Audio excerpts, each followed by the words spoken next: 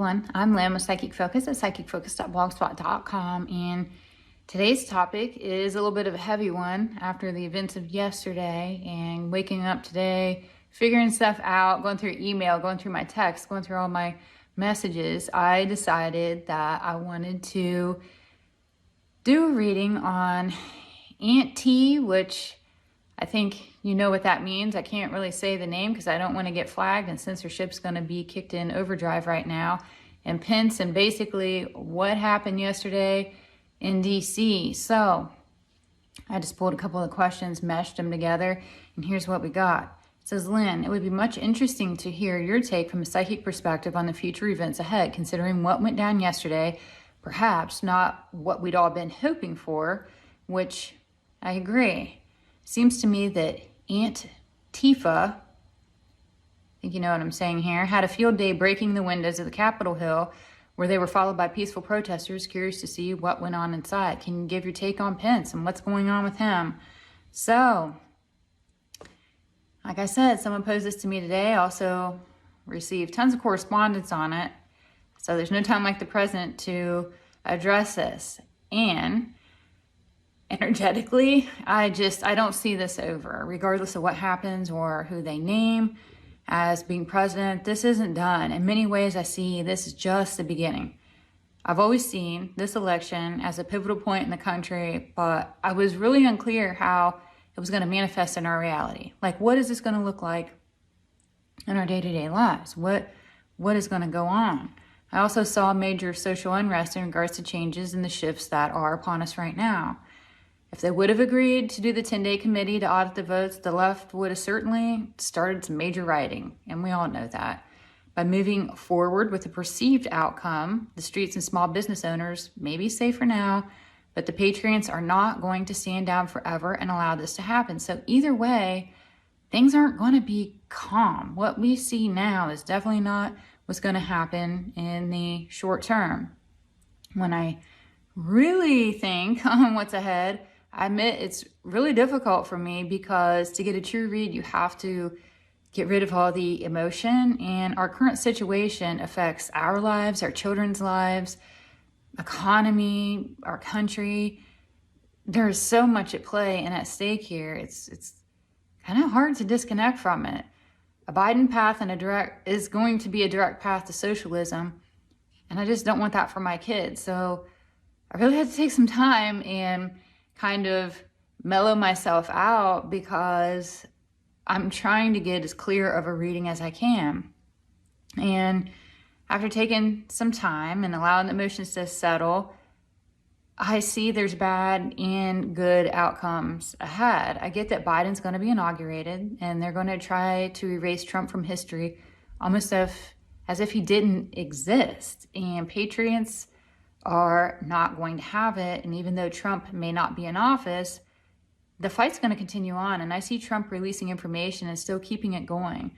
The blind are going to continue to buy into the narrative, the media push through their broad spell casting, and to keep the narrative alive, the conservatives are going to be viewed as a threat. I get they're on a pathway to shaming those that are patriots. And here's a really interesting thing. Mind you that BLM and Aunt T can roam the streets, but if patriots speak up, they're going to be demonized. Voices that are against the narrative are going to be silenced because they have to keep the broad spell casting functional. So let's think about this. They're already monitoring tweets. They're already, deplatforming people on all these other channels. Why? People should be able to hear everything, right? You can determine what's true for you and what's not. So why are they so worried? If what they're doing is full of integrity and what they're doing is full of truth will prevail. They don't need to worry about what's going on and what the other guy is saying. But that's not the case. They are so scared that people are waking up that they have to silence anybody who might be a catalyst for that. They are truly it is such a pivotal time right now. I can't even tell you.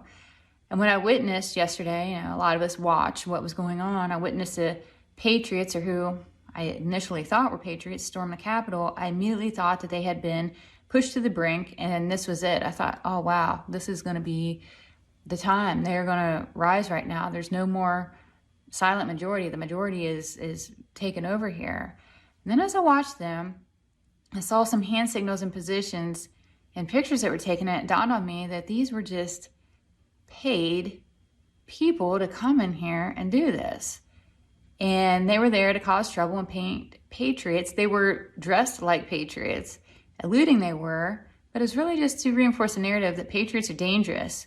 And of course, another talking point to be able to blame Trump because, you know, everything has to be his fault, right? Additionally, and this uses critical thinking, the Capitol is so huge. If they thought that these people were truly there and were dangerous, they wouldn't have reconvened late last night. They would have had to search the whole building diligently to check for any type of weapon or hazard. They would have never let those people go back in that room that was occupied by the perceived, you know, people that were harmful. The reason they let them in is because they were permitted to go in there. So they just basically allowed Aunt whatever to cause a stir, but no actual damage was even done, which that was the plan from the get-go.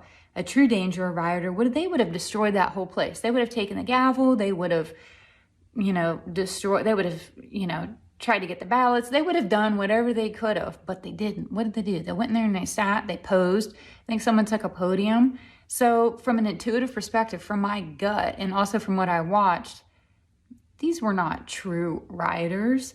So now moving on to Pence. They got to him, basically.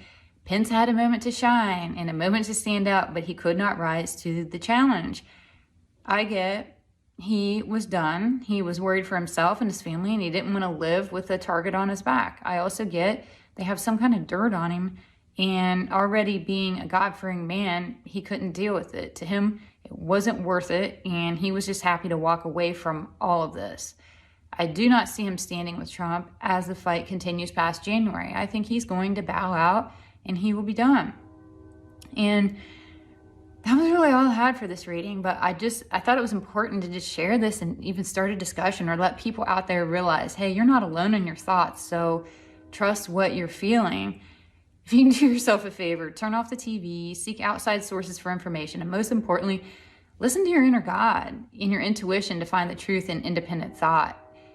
If we rely on other people to tell us how to think, that's not serving yourself and that's not in the greater good. So I will leave you with that.